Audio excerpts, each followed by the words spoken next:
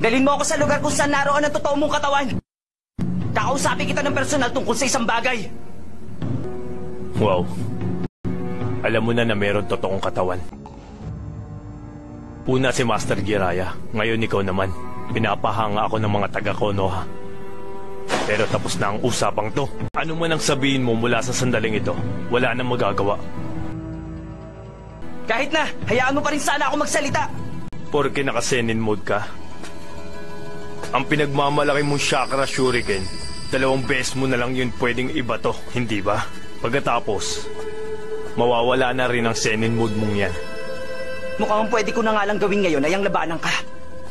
Kapag nagawa ko ng maiwasan ng 2 Chakra Shuriken na yun, sigurado na ang pagkatalo mo. Hindi kita bibigyan ng pagkakataon. Ang pwede na lang mangyari ay pabagsakin ka at dalhin ang katawan mo! Wala na akong magagawa! Kagebunsin teknik!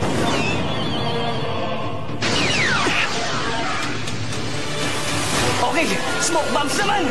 Ha? Ito, parating ng isa. General Tensei! Ano? Ginamit niya yung pangalawa bilang Kage Shuriken. 5 segundo ang pagitan. Magagawa ko ito ngayon.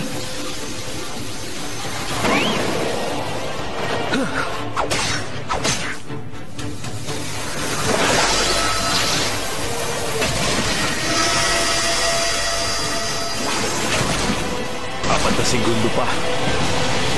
Hindi ko akalaing nakagawa siya kaagad ng Kage Bunshin nung sandaling niya.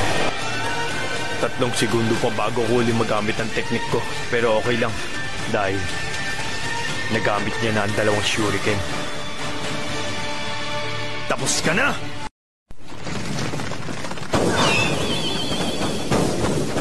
Ha? Paano? Meron pa 2 segundo! Tayo na!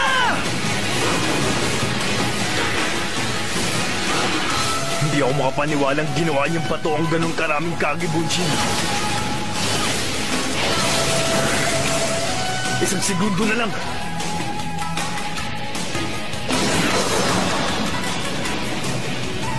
Tapos na!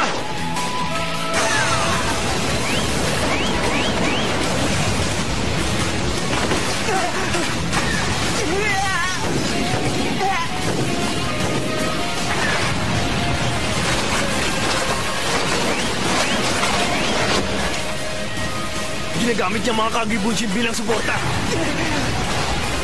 Hindi mo rin lang alam ang kasagutan, kaya sumuko ka na!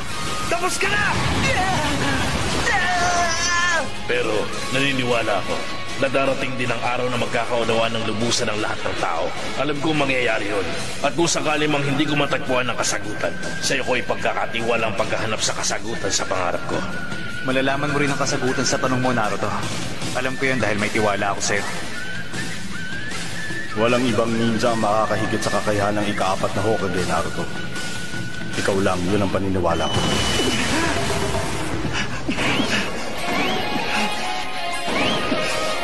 Nagawa niyang maligtas.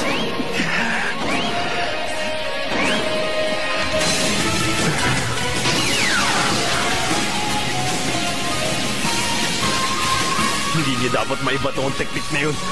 5 segundo. Mula dito, magagawa ko yun. Hindi ako susuko! Kahit na naman yan!